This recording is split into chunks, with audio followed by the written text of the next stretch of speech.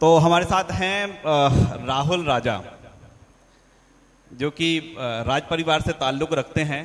और हमने देखा है कि जितने भी राजा रजवाड़े हैं, या तो वो राजा बने हुए हैं या फिर वो राजनीति में हैं। और आपने जो विधा चुनी है कुछ हटकर है, अध्यात्म की ओर है, इतिहास की ओर है। आपका क्या सीधे तौर पर लोकतंत्र में आना, जनता के बीच जाना, चुना जाना, बहुत ज़्यादा इस पर विश्वास है, नहीं है? देखिए, लोकतंत्र एक ऐसी व्यवस्था है जिसको मैं मानता हूं कि ये आदिकाल से रही है। लोकतंत्र आज का नहीं है। हम लोग कंफ्यूज हो जाते हैं। हम अपने जो बच्चों को सही शिक्षा ना देने के कारण ये बात मालूम पड़ती है कि लोकतंत्र आज की व्यवस्था है। लोकतंत्र कतई आज की व्यवस्था नहीं है। हमारे जो पूर्वज थे, महाराजा भरत, जिनके नाम पे ये धरती बसी है, भारतवर्ष है, जब उन्होंने पूरा संपूर्ण धरती जीत ली थी, उसके बाद उन्हें चुनाव करना था कि उन्हें राजा किसको बनाए। तो उनके 9 पुत्र थे।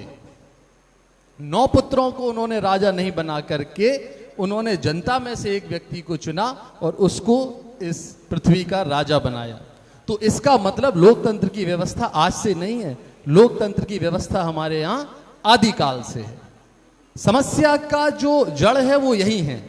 हम लोगों ने अपनी खुशियों का, अपने मुकाम का एक क्षेत्र चुन लिया है कि राजनीति। राजनीति माने सर्वोपरि, ऐसा कतई कभी भी नहीं रहा है। हम लोग जिस क्षेत्र में आप समाज को कुछ दे सकें, उस क्षेत्र में आप समाज में आइए और समाज को देते रहिए।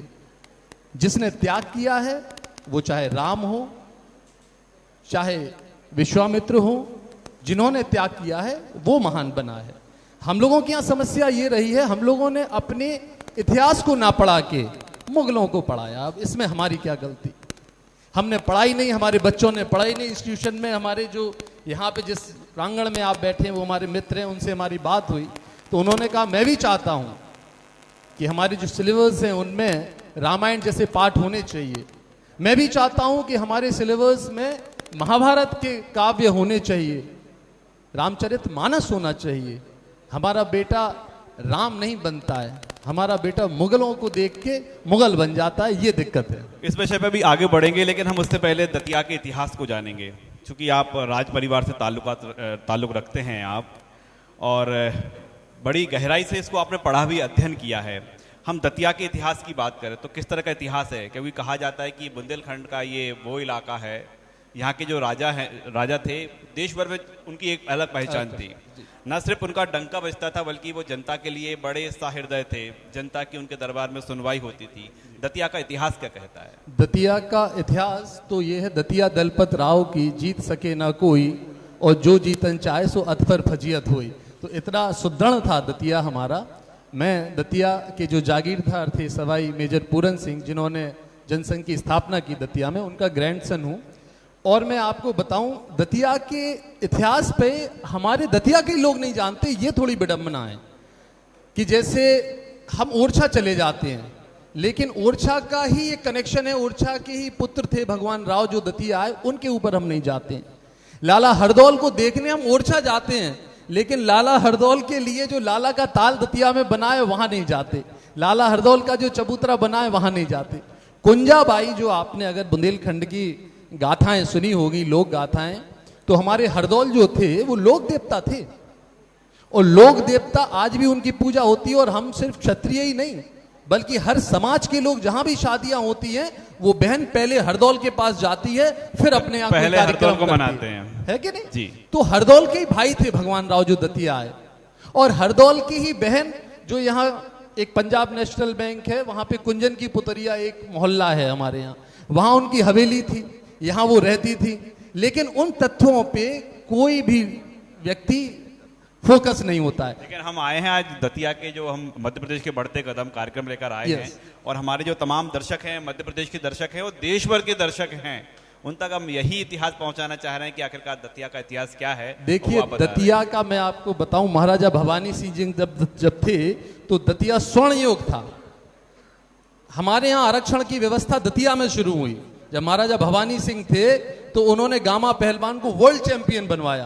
वो राजपूत नहीं था, क्षत्रिय नहीं था, उनका भाई नहीं था, भाई भतीजा बाद नहीं था दतिया में। उन्होंने तो उसको वर्ल्ड चैंपियन बनाया, जबकि वो हिंदू भी नहीं था, मुस्लिम कम्युनिटी से आते थे। उसी तर्ज पे हमारे मंत्री जी भी काम कर रहे हैं। आज उन्होंने दतिया की विरासत को काफी बढ़ाया है। मैं राजनीतिक पार्टी के हिसाब से नहीं कह रहा हूं, मुझे कोई लेना देना नहीं, आध्यात्मिक आदमी हूं, लेकिन ठीक है, उन्होंने काम किया है। दतिया की जो छतरियों पे उन्होंने काम किया है, दतिया का जो पुराना महल है उस पर काम किया है, दतिया की कई चीजों को उन्होंने उन पे काम किया। मैं उनको धन्यवाद देता हूं। अच्छी चीज है, होना चाहिए, क्योंकि आप जब तक विरासत अपने अतीत को नहीं देखेंगे तब तक आप अपना भविष्य नहीं बना सकते हैं। त्रिपाठी जी, आप एक किताब हाथ में लेकर चलते हैं, हाँ, क्या है आखिरकार इस किताब का ये राज क्या है? एक्चुअली यहाँ एक प्रोफेसर थी डॉक्टर कामिनी, वो काफी हमारे दतिया जागीरदारों के, दतिया राजवंश के, दतिया के जितने भी पुराने लोग थे उनके ऊपर उन्होंने बड़ा स्टडी किया था। तो आज आपके मंच के माध्यम से बताता हूं, मैं आपको ये भेंट करने ही लाया था कि उन्होंने दतिया की परपाटी, दतिया की शैली, दतिया साई, दतिया में जो जो विधाएं थी वो सब उन्होंने इस बुक में लिखा है। मैंने उनसे निवेदन किया था, तब उन्होंने ये लिखा। और एक और मैं आपको बताऊं, मेरी धर्मपत्नी के ग्रैंडफादर थे महाराजा जसवंत सिंह जी।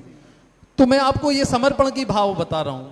तो सेवड़ा में एक छोटा पुल है, उसका नाम है जसवंत सेतु, महाराजा बीकानेर ने उसका शुभारंभ किया था। तो आज की लोकतंत्र की व्यवस्था है कि जो नया पुल था वो टूट गया और छोटा आज भी खड़ा है। तो समर्पण ऐसा होता था कि जो भी चीज बने वो जनता का ही सब कुछ रहता था। यथा राजा तथा प्रजा, और तथा प्रजा यथा राजा। तो आज भी लोग प्रजा का नफ्स देख के अपने मामले सेट करते हैं नेता, कि आज मर्ज कैसा है प्रजा का, उस हिसाब से हम नीति बनाएंगे। यही है कि नहीं है? तो वही पहले था, लेकिन पहले समर्पण ज्यादा था। आज अगर नरोत्तम मिश्रा जी जैसे नेता हैं तो उनके प्रति भी लोगों का भाव रहता है। एक बड़ी दिलचस्प कहानी याद आ जाती है जब दतिया में राजा प्रजा की बात होती है। राजा ने एक बहुत बड़ी जमीन दान की थी, वो कुछ कहानी का थोड़ा जिक्र है। वो दतिया का नहीं है, वो मेरी धर्मपत्नी के ग्रैंडफादर थे, कामाख्या नारायण सिंह, वसंत नारायण सिंह। उनने पहली डिफीट दी थी कांग्रेस को। 52 विधायक थे उनके और 5 सांसद उनके घर के थे। पहली बार देश में अगर किसी को कांग्रेस को हराया तो उन्हीं ने ही हराया था। और उन्होंने 2.5 लाख एकड़ जमीन दान दी थी। देश का सबसे बड़ा भूदान था विनोबा भावे के टाइम पे पद्मा पैलेस में। उन्होंने, हमारी जो सासू माँ भी हैं उनके फादर थे वो, और वो प्रत्यक्ष थी, उस दृष्टांत थे वो। अभी उन्होंने देखा था वो जब वो भूदान हुआ था, रजिस्ट्री हुई थी बाकायदा। ये किसको दी गई थी जमीन? ये भारत सरकार को। चीन के युद्ध में करीब 200 जीप, 2.5 लाख एकड़ जमीन, ये सब हमने सभी दिया साहब। आज भी जितनी भी इमारतें हैं दतिया में देख लीजिए या देश में देख लीजिए, राजाओं और जागीरदारों की ही देन है। यहाँ तक कि जो कोर्ट कचहरी में भाषाएं चलती हैं वो भी हमारी हैं, वो भी नहीं बदली गई अभी तक, सिर्फ नाम बदल दिया। उस पे जो हमारे पूर्वजों का नाम और सील रहती थी वो बदल गई, बाकी सब सेम है। आपसे चर्चा करके बड़ा अच्छा लग रहा है, लेकिन हम एक सवाल और आपसे जानना चाहेंगे। दतिया के बारे में आप जो और कुछ बताना चाह रहे हैं हमारे दर्शकों के लिए जो अब तक नहीं जानते, उसका भी आप जिक्र करें। देखिए, दतिया एक विरासत के रूप में दतिया का बड़ा नाम हो सकता है, विश्व पटल पे जा सकता है। त्याग के मामले में दतिया, बुंदेलखंड की स्थापना दतिया, बुंदेलखंड की संस्कृति दतिया, और दतिया में ऐसी बहुत सी संभावनाएं हैं जिन्हें आप अगर विश्व पटल तक ले जाएं तो आपको रिजल्ट मिलेंगे। मैंने दिल्ली में, हमारे साले साहब हैं, उनके द्वारा हम दोनों ने दिल्ली में, बड़े राजा और हम लोगों ने, काकी साहब यहाँ विराजमान है, हम लोगों ने बुंदेलखंड फूड फेस्टिवल किया था वहां पे। तो उसका रिस्पॉन्स हमें बहुत जबरदस्त मिला था दिल्ली में, ताज होटल में, और देश विदेश के लोगों ने उसको सराहा था। तो आप जब भी अपनी विरासत को लेके जाएंगे आपको सफलता मिलेगी, ये मेरा मानना है। विरासत को लेकर जाएंगे तो सफलता मिलेगी। बहुत बहुत शुक्रिया हमसे चर्चा करने के लिए। और राहुल राजा जी से हम चर्चा कर रहे थे और चर्चा को हम आगे भी बढ़ाएंगे। बहुत बहुत शुक्रिया हमसे चर्चा करने के लिए, दतिया का इतिहास बताने के लिए। बहुत धन्यवाद। दतिया में आप सभी का स्वागत है पुनः।